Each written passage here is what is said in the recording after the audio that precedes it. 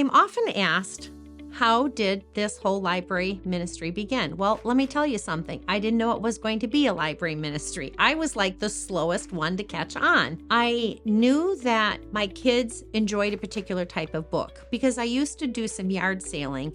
And the only thing I could afford was the books that were in the cardboard boxes when it was like free or 10 cents a piece. And so I would start rifling through there and pulling out ones I thought that my then two boys would like. I began to notice that what they were talking about and playing and dramatizing and pondering was what they had learned and experienced in those books, not what they were getting out of their regular school books. So I started hunting for more and more of these books. Now, I didn't know at the time, but they are now what's called living books. These books that we've been talking about are so incredibly narrative, not all PC and not all factoidy, and that have real art. Pretty soon, the word got around that I was looking for really good books, and people started donating them. And then I discovered that libraries at that time were getting rid of books. This was prior to the internet. Yes, that's how long ago this was. And that there were storehouses filled with older books. So pretty soon I had 1,000 and then 2,000 and then 5,000.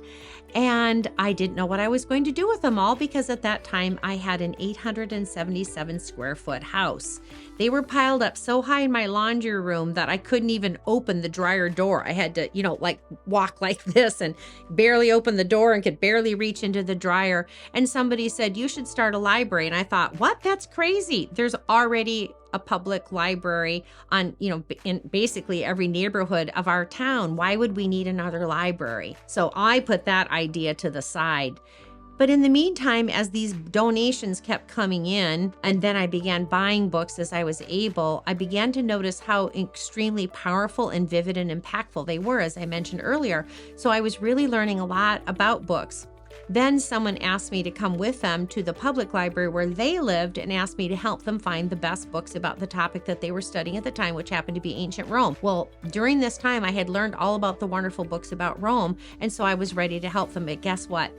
Not one single one of the worthy books was in that gargantuan public library that had wings and a rotunda and columns and square footage beyond imagination and staff everywhere. There wasn't a single worthy book about ancient Rome there. That is when, standing on the floor of that rotunda, that it hit me, oh my goodness, what is in public libraries has changed. And we are so blessed that the Lord has been sending these older gems.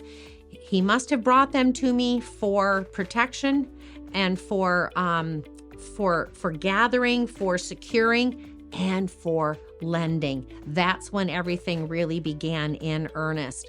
Pretty soon we had 12,000 books, and then the Lord opened doors and we ended up moving to a home that had space for a library. We had to add supports in the basement to support the weight, and then on we go. That was my original library in Michigan, the first known library of its type anywhere. And then when I ended up living here in Florida, we started this branch down here in Florida, and we now have over 36,000 books. So I am so thankful that the Lord started me on this journey long before I even understood the difference in the books. We kind of touched on that early on in this series, but it's so deep I can barely even begin in a short video to tell you how incredibly different the books really are. And in the meantime, the culture has changed so much more dramatically about the books that it is offering. The incoming or probably now seated president of the American Library Association, as of the time of this filming, a woman named Emily Drabinski, had her own website that she used in campaigning for headship of the American Library Association, which basically sets the tone for content and policies in both public and school libraries. She was is an avowed